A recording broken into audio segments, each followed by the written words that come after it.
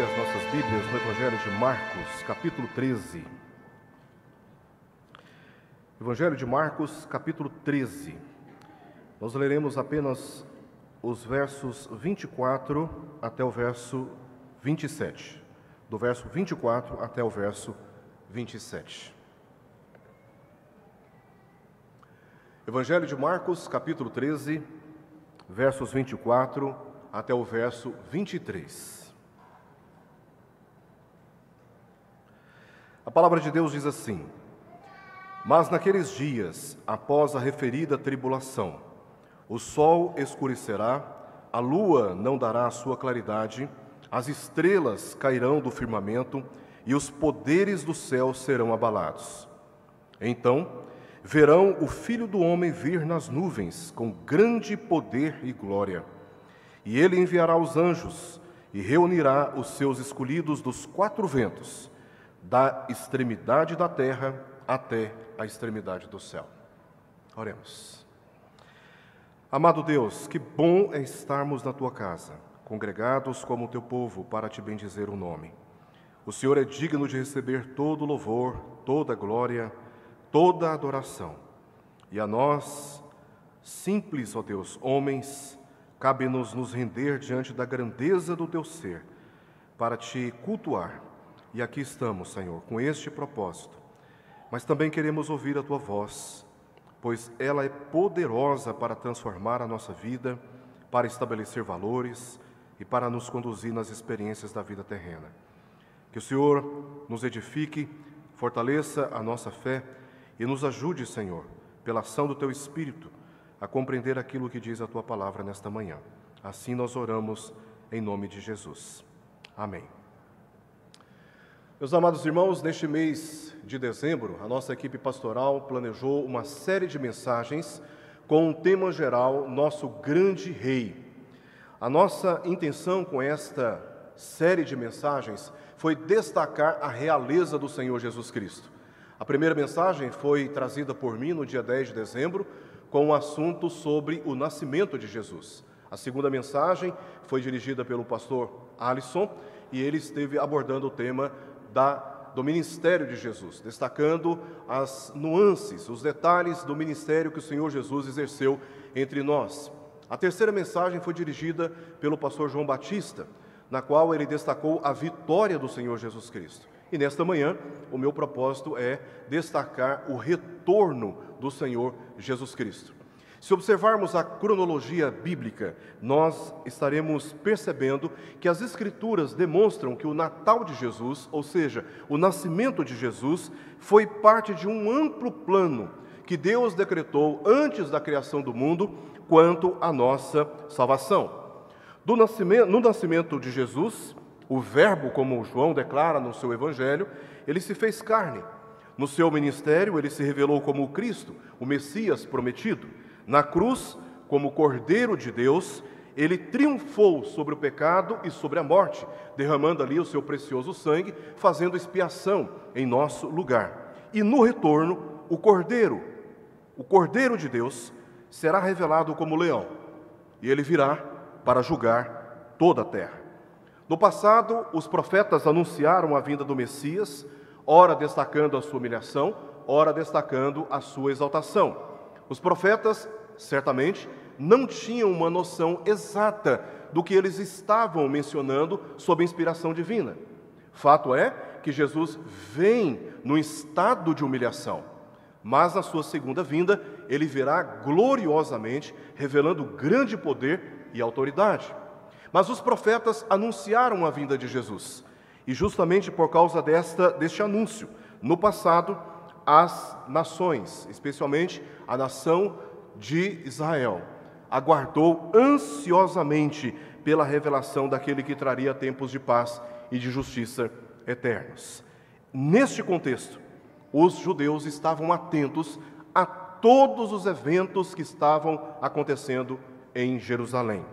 Até que no tempo estabelecido por Deus, Jesus, como conhecemos na história, ele veio através de um nascimento virginal. Ele exerceu o seu ministério e venceu, morrendo inocentemente no lugar de homens e mulheres eternamente condenados por causa do seu pecado, para que estes, crendo no seu nome, herdem a vida eterna. Agora, resta uma última expectativa, uma última esperança, o retorno do Senhor Jesus, assim como Ele mesmo prometeu, e está registrado no Evangelho de João, no capítulo 14, versos 1 ao verso 3, onde nós lemos: não se turbe o vosso coração, credes em Deus, credes também em mim. Na casa de meu Pai há muitas moradas. Se assim não fora, eu vou-lo teria dito, pois vou preparar-vos lugar. E quando eu for e vos preparar lugar, voltarei e vos receberei para mim mesmo, para que onde eu estou, ou seja, na presença plena do Pai, estejais vós também. Esta foi a promessa que o Senhor Jesus deixou aos seus discípulos. E essa esperança é um dos fundamentos da fé cristã. Assim como está declarado na Confissão de Fé de Westminster, no capítulo 8º, parágrafo 4º, e também consta no Credo Apostólico. E na história, o credo diz o seguinte: subiu ao céu e está sentado à destra de Deus Pai, Todo-Poderoso, de onde há de vir para julgar vivos e mortos. O retorno de Jesus é um dos fundamentos da fé cristã. Nós andamos não em face daquilo que é desconhecido, não em face daquilo que é obscuro, não em face daquilo que é duvidoso. Nós andamos em face daquilo que é certo. O Senhor Jesus voltará. E é exatamente essa convicção que nos dá forças para perseverarmos em face de tantas dificuldades, tribulações e tentações que temos que atravessar por este mundo. Nós aguardamos ansiosamente a volta do Senhor Jesus Cristo. O apóstolo Paulo já tinha dito sobre isso em 1 Coríntios capítulo 1, verso 7, e lá no capítulo 15, versos 23 a 24, ele volta a tocar nesse assunto, dizendo: cada um, porém, por sua própria ordem, Cristo as primícias, depois os que são de Cristo na sua vinda. Jesus, Paulo está explicando, ele veio, morreu e ascendeu aos céus. Então ele é a primícia. Agora, o que nós aguardamos é que aqueles que estão em Cristo, ou seja, unidos a Ele pela fé, na sua vinda, eles então serão completamente transformados e poderão desfrutar plenamente da presença de Deus por toda a eternidade. Então Paulo está dizendo, primeiro Cristo, depois os que são de Cristo na sua vinda, e então virá o fim, quando Ele entregar o reino ao Deus e Pai, quando houver destruído todo o principado, bem como toda a potestade e poder. A vinda de Cristo representa esta consumação da obra da salvação. Aquele que começou boa obra em nós, há de completá-la no dia de Cristo. Então, quando Cristo vier, Ele não apenas consumará todas as promessas da nossa salvação, quando seremos transformados, os mortos em Cristo ressuscitados e todos unidos na presença do Pai, mas também, no dia de Cristo, Ele virá como um leão contra os seus próprios inimigos e os destinará para um fim de condenação totalmente irreversível. Em face desta esperança, desta verdade bíblica, nós sempre tivemos que lidar com especulações. Apesar da sua grandiosa importância, Deus ele não quis revelar nem o ano, nem o dia, nem a hora do retorno de Cristo. Mas os homens, ansiosos e insatisfeitos, eles sempre tentaram especular, mas foram frustrados, porque falaram aquilo que Deus não falou.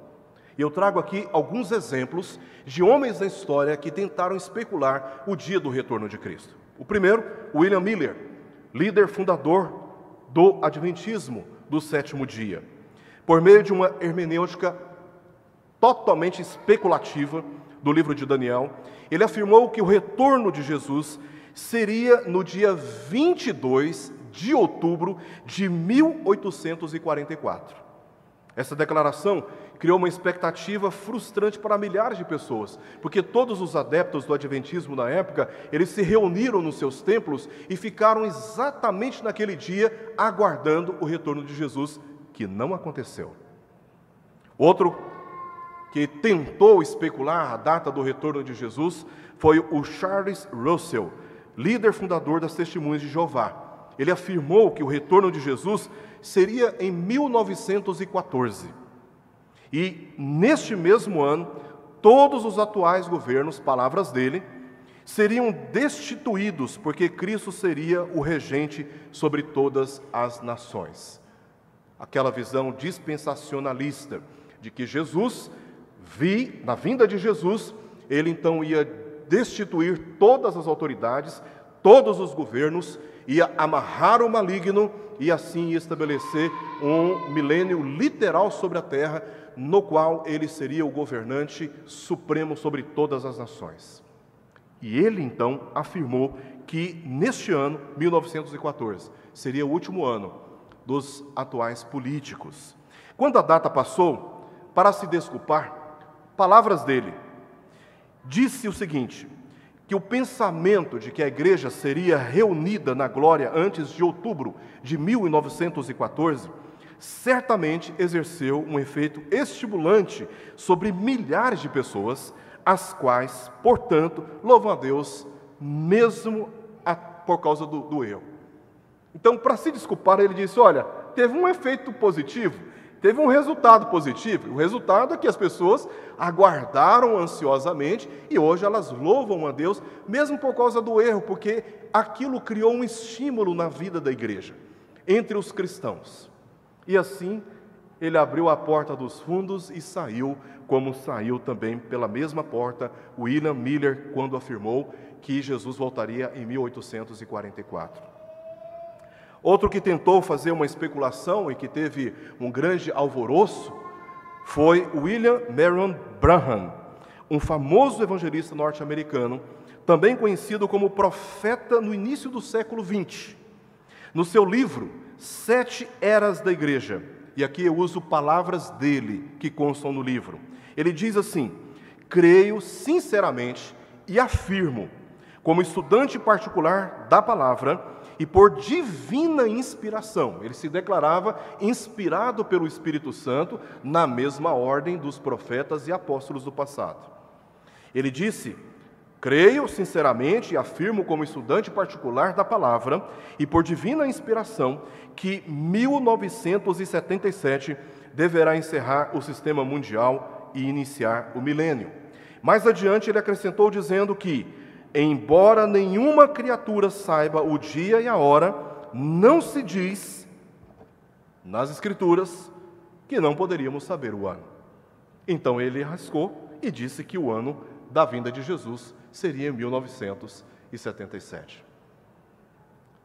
Eu teria 2 anos quando Jesus teria voltado na data prevista por esse autor, por esse chamado profeta norte-americano. Aqui, no Brasil mesmo, alguns chegaram até a especular uma data. Nós temos alguns exemplos, e eu vou citar um, é fato público, e isso pode ser conferido amplamente na internet.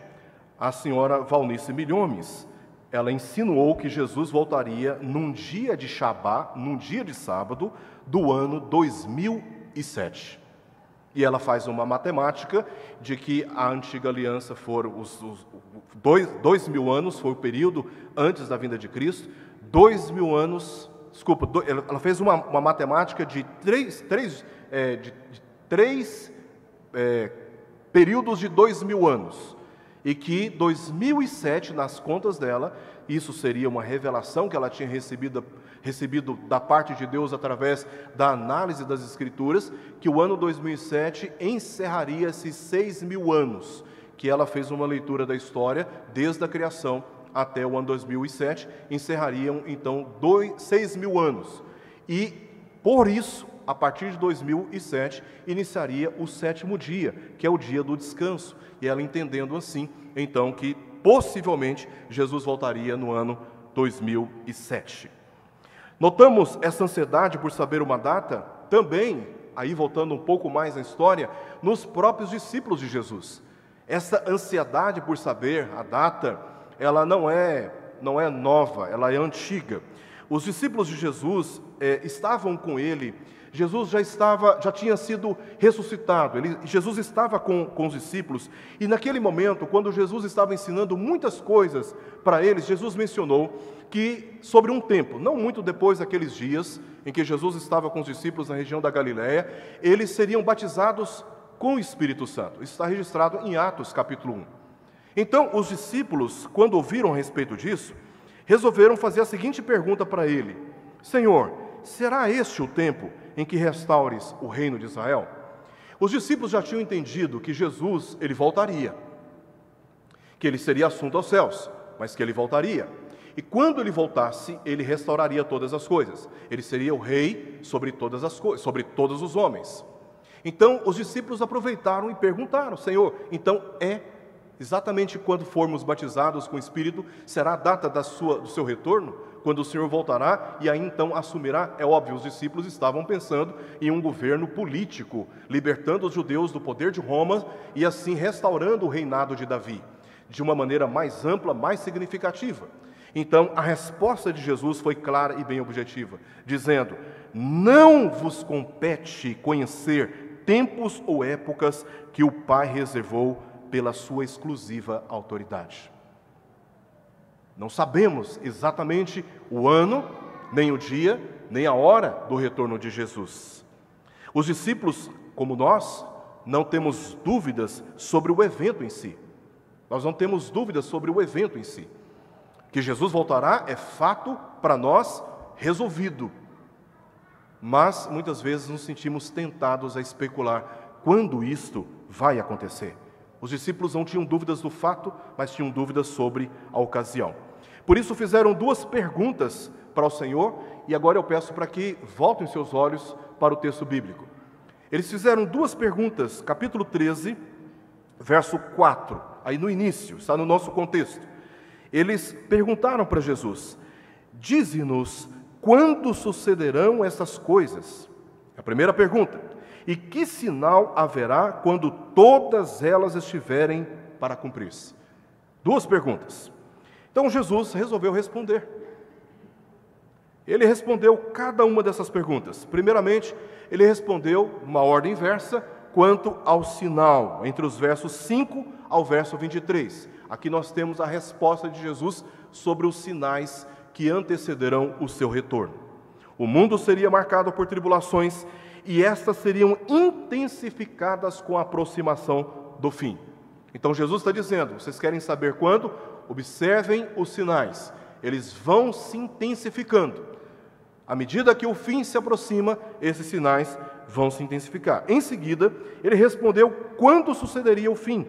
E aí nós chegamos num texto que nós lemos, versos 24 ao verso 27, e ele nos oferece então resposta para esta questão. E eu quero chamar a atenção dos irmãos para a resposta que Jesus dá para esta primeira pergunta que os discípulos fizeram: quando sucederão estas coisas?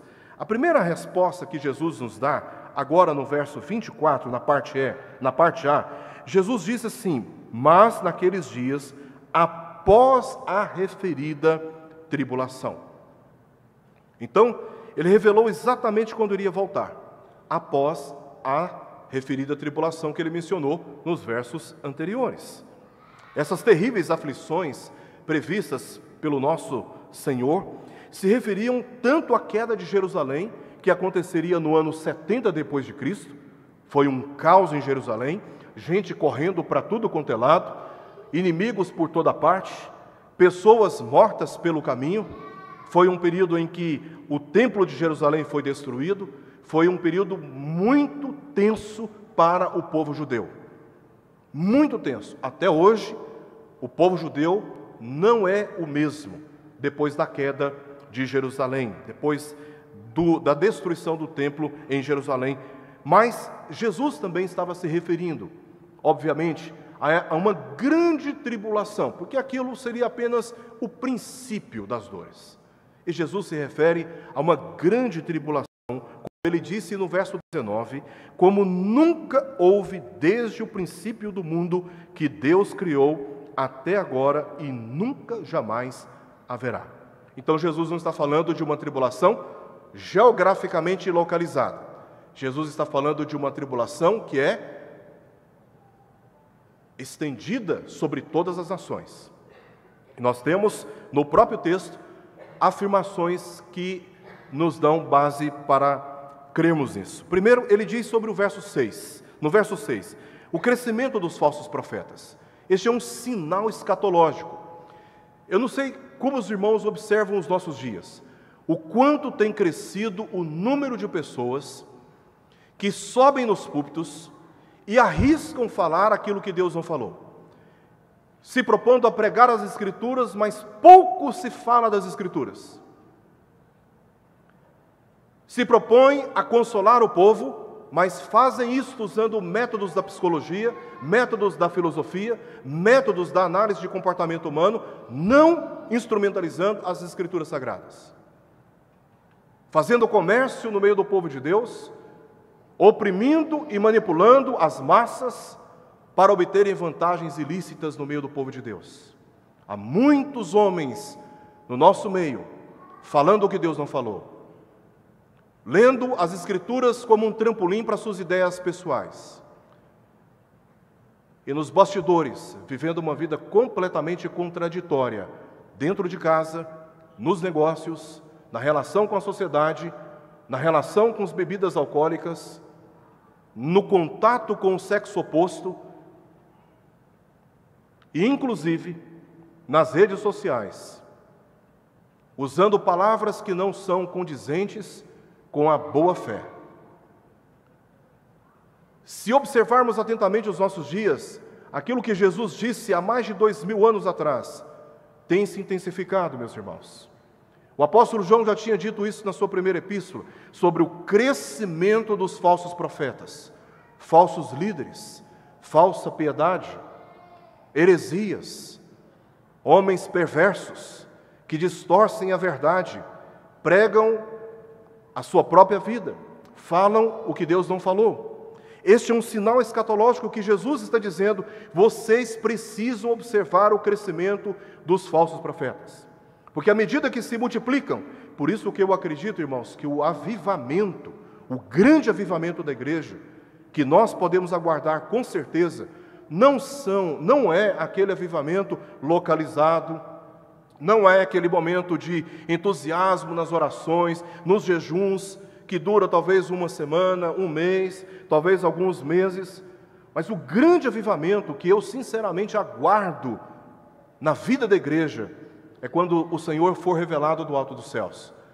Porque Ele mesmo anunciou que à medida que se aproxima o fim, as tribulações vão se intensificando, falsos mestres vão se multiplicando, mas não só falsos mestres, conflitos militares entre as nações, verso 7, a parte A do verso 8, desarmonia da natureza, veja como a natureza está convulsionando, veja como todos os sinais da natureza estão apontando para o fim, perseguição contra os cristãos, versos 9 até o verso 11, e desarmonia familiar, pasmem, verso 12, desarmonia familiar, sinal escatológico, são filhos se levantando contra os pais, irmãos se levantando contra os irmãos, são pais abandonando, são maridos abandonando suas esposas, esposas abandonando os seus maridos.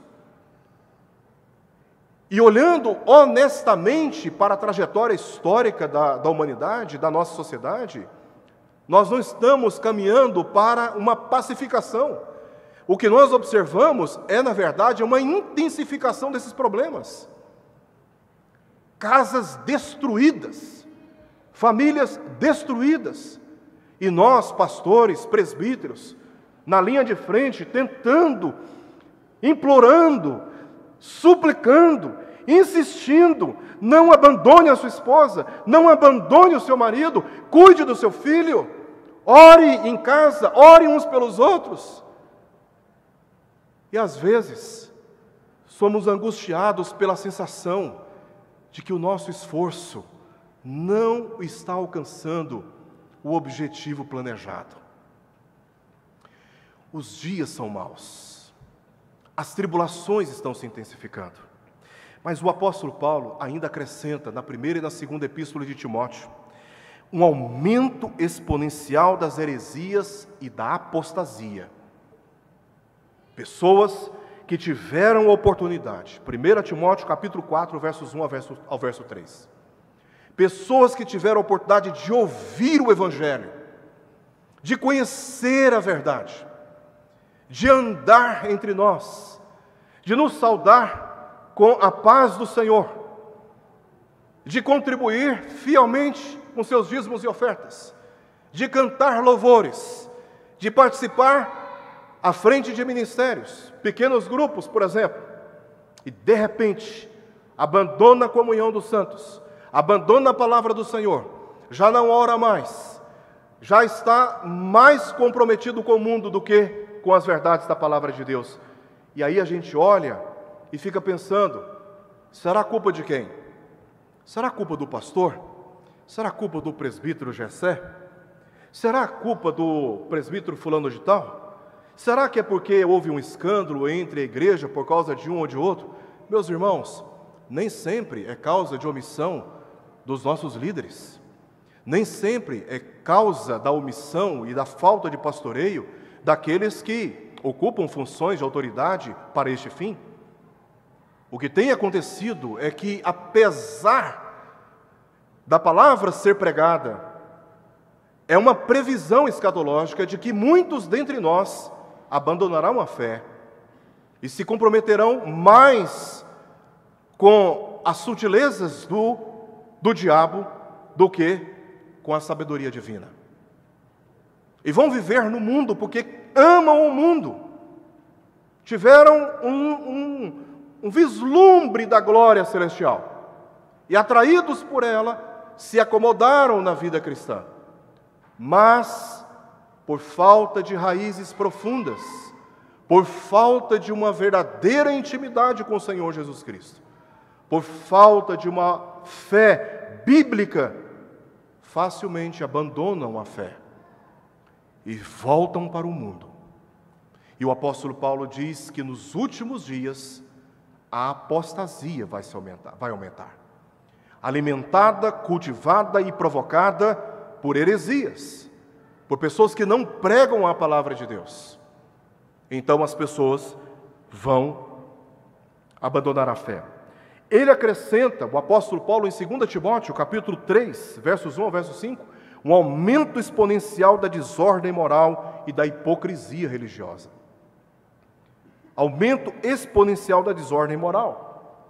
E aqui nós não nos referimos apenas, basta lermos o texto, às questões relacionadas ao sexo. Não apenas nessa ordem sexual, mas mentiras.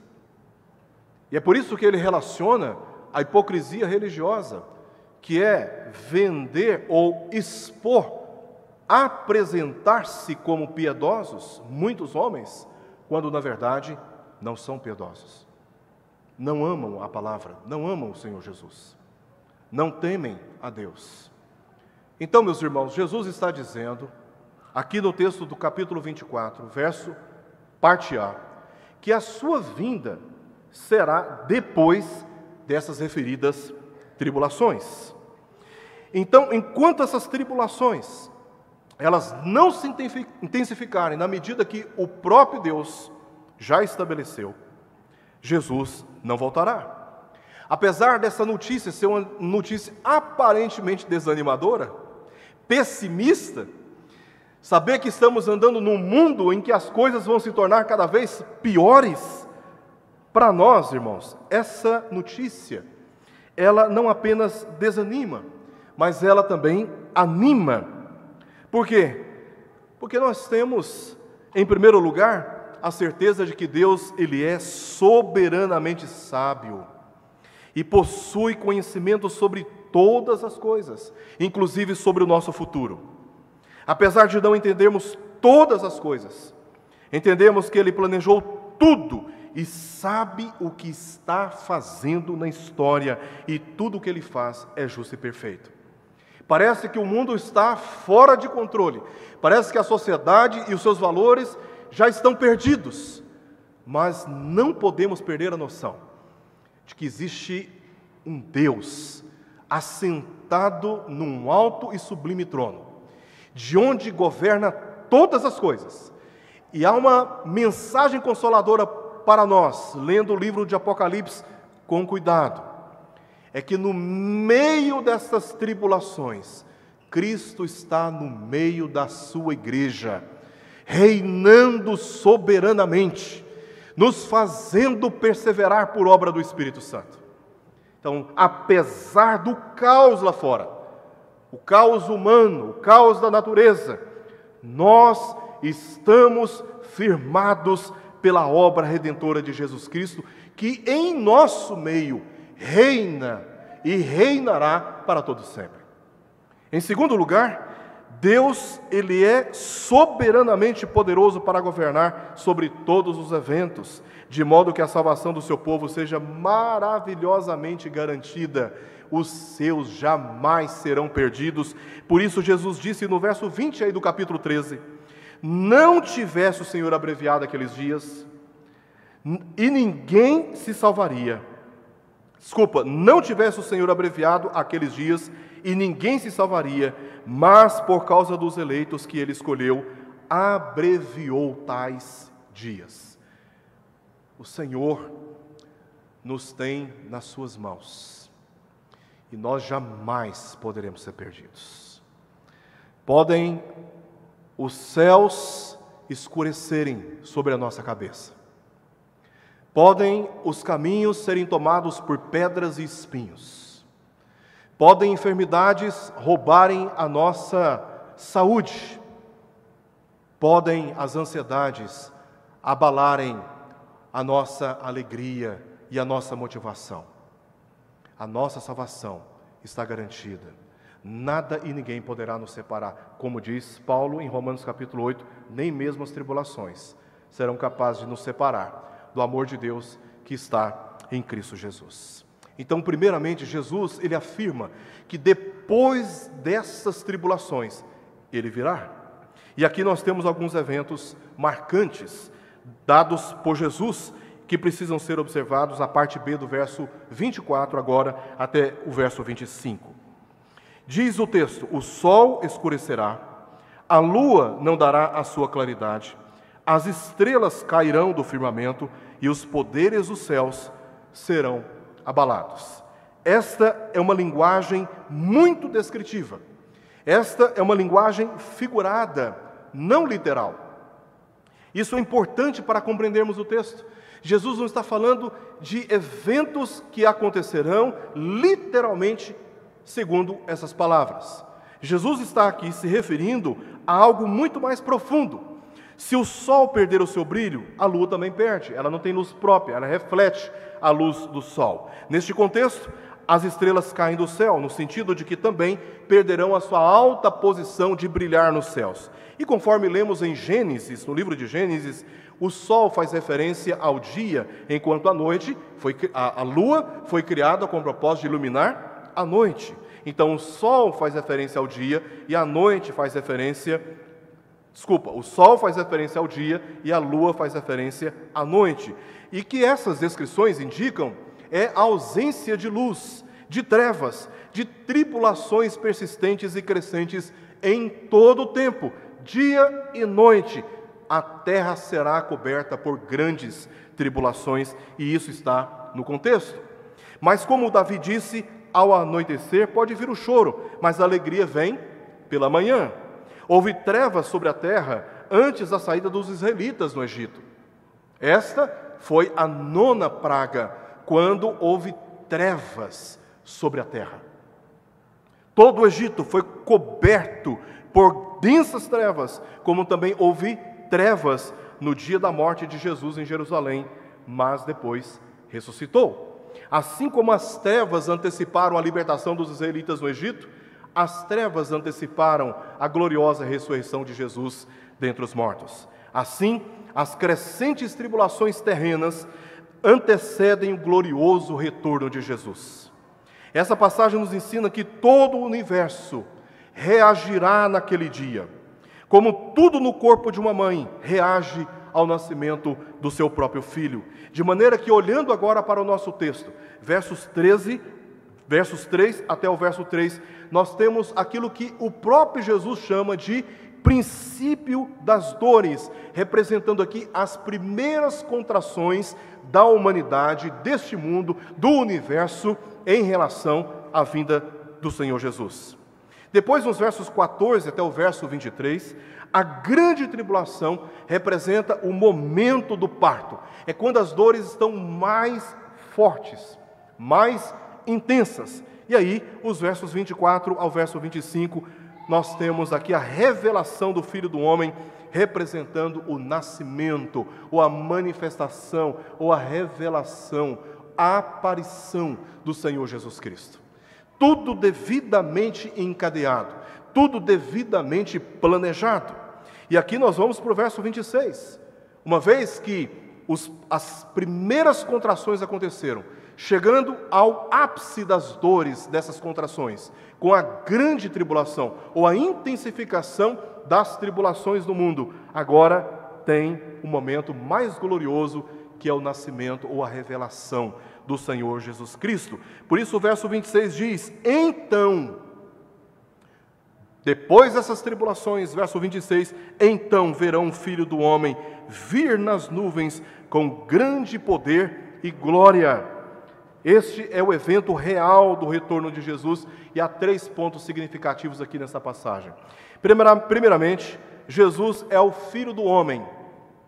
Ele é quem virá. Jesus afirmou que ele é o Filho do Homem, o Filho de Deus encarnado como um homem perfeito. Então, naquele dia, não haverá dúvidas sobre quem ele é, tanto pelos crentes quanto pelos descrentes. Todos haverão de reconhecer o Filho de Deus como perfeito homem.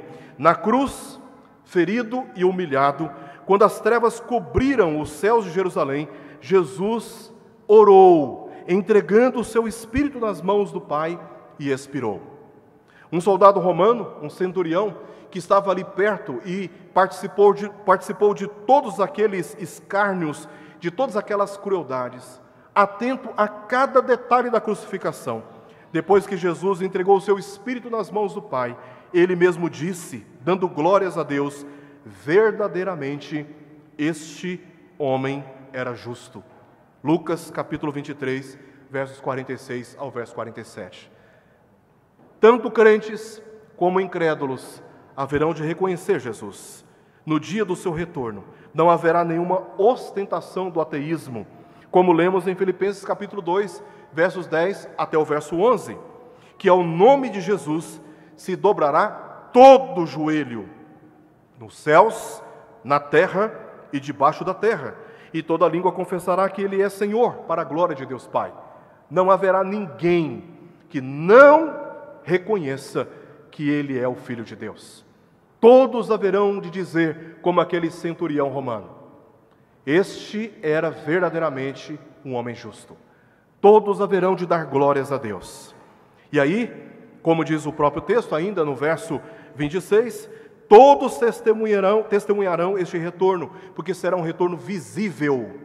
Não será um evento secreto, em que parte da igreja sobe aos céus, é resgatada aos céus, aguardando aí 7 anos, até que Jesus, na segunda etapa da sua segunda vinda, volte colocando os pés sobre a cidade de Jerusalém para estabelecer um reino milenar.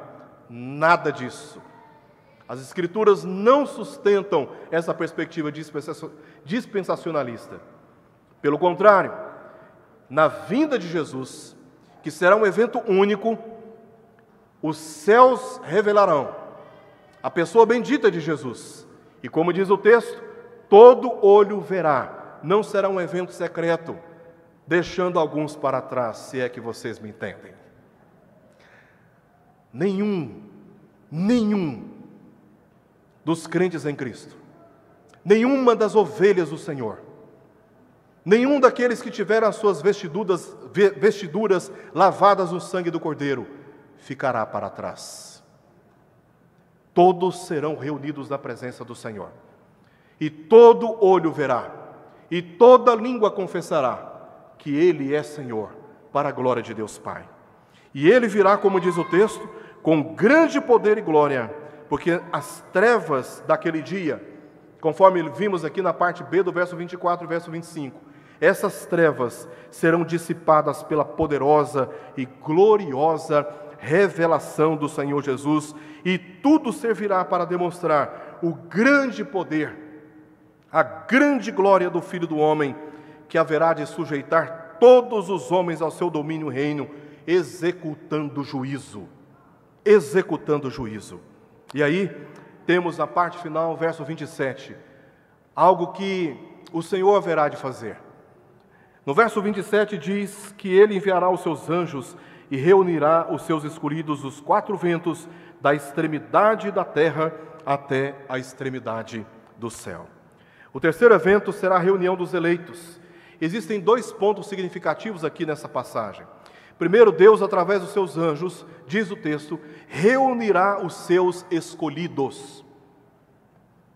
Antes de nós nascermos, Deus já havia planejado os nossos dias.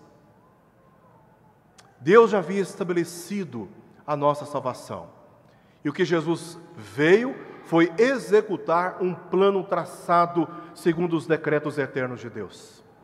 Então, irmãos, a nossa salvação, ela de modo algum, não há nenhuma lógica pensarmos na nossa salvação em termos de obras de caridade, disciplinas religiosas.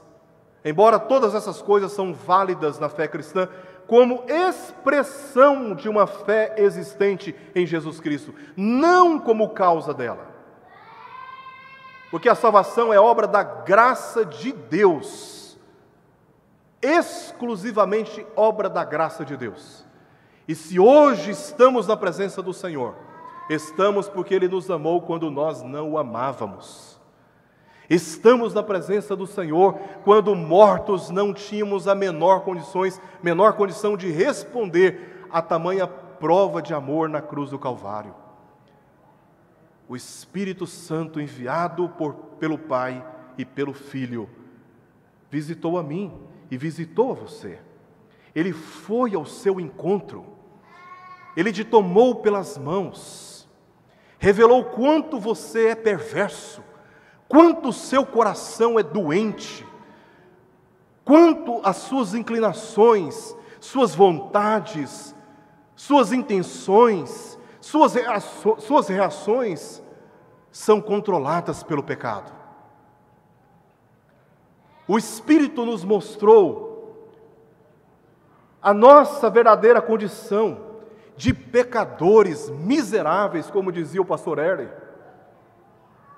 de homens condenados justamente por causa dos nossos pecados, eternamente afastados da comunhão com Deus. Isso trouxe pânico, desespero ao nosso coração. Isso trouxe tristeza, vergonha a todos nós.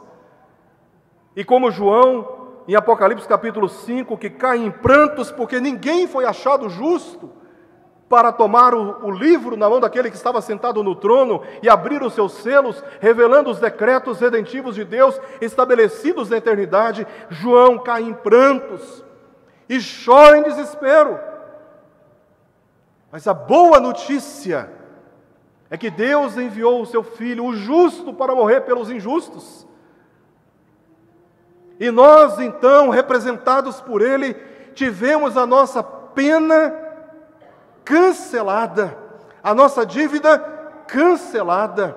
Tivemos os nossos pecados justificados por causa do Senhor Jesus Cristo. Nós que estávamos sujos por causa da imoralidade com a qual nós nos metemos, as nossas vestes foram lavadas, e agora, por Cristo, apresentados na presença de Deus, justificados pela fé, não por obras, de modo que eu e você não temos nenhum motivo para dizer: o Senhor deve me dar, o Senhor deve me ouvir, o Senhor tem que me recompensar. Não, irmãos. Tudo que temos, a nossa salvação, o ar que respiramos, a comida sobre a mesa, a oportunidade de trabalhar, os momentos de lazer, os abraços, os sorrisos, os olhares cheios de admiração que recebemos, tudo é obra da graça de Deus, tudo é obra da bondade de Deus. Nós não merecemos nada, nós não merecemos nada, nós não temos direito algum, pertencemos a uma raça caída, corrompida pelo pecado. Mas no dia de Cristo, todos os seus escolhidos, diz o texto, serão reunidos, nenhum ficará para trás. Sabe por quê? Porque a obra do Senhor Jesus Cristo é eternamente eficaz, suficiente para cumprir perfeitamente o seu propósito. E todos os seus escolhidos serão reunidos, e diz mais, os eleitos serão reunidos dos 4 ventos, da extremidade da terra até a extremidade do céu. Assim, a reunião de todos os crentes, todos estes escolhidos, constituirá a plenitude da sua união, como um só corpo, o corpo de Cristo. E aí então, estaremos todos nós, como uma grande família, e o que nós vivenciamos aqui a cada encontro, é apenas um prelúdio daquilo que será perfeito no dia de Cristo. Quando estaremos todos congregados, na comunhão dos santos, adorando e bendizendo aquele que é digno de receber todo o louvor, pelos séculos dos séculos. E o que nós vivenciamos aqui, ao tomarmos do pão, ao bebermos o cálice, é exatamente aquilo que será pleno quando estivermos com Cristo, unidos perfeitamente com Ele, desfrutando dessa comunhão eterna, não passageira. Eu quero concluir trazendo 5 considerações aqui importantes para todos nós à luz do texto que nós lemos. Primeiramente, nós não sabemos em qual data Jesus retornará, mas sabemos que Ele retornará. E este é o fato. O fato de não sabermos o dia em que Jesus voltará não pode enfraquecer a nossa esperança de que o Senhor voltará.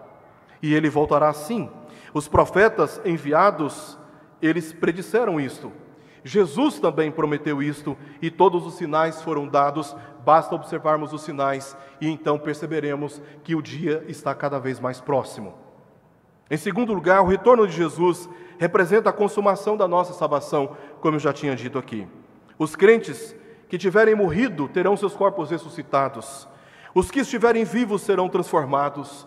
Todos os crentes descansarão das suas fadigas terrenas, como João descreve em Apocalipse capítulo 14, e a igreja será plenamente reunida da antiga dispensação, que no exercício da fé aguardou a vinda daquele que era o Messias, como da nova dispensação, que no exercício da fé agora olha para trás e afirma sua fé naquele que veio. Todos serão plenamente reunidos e perfeitamente unidos com Cristo. A nossa união com Cristo será perfeita.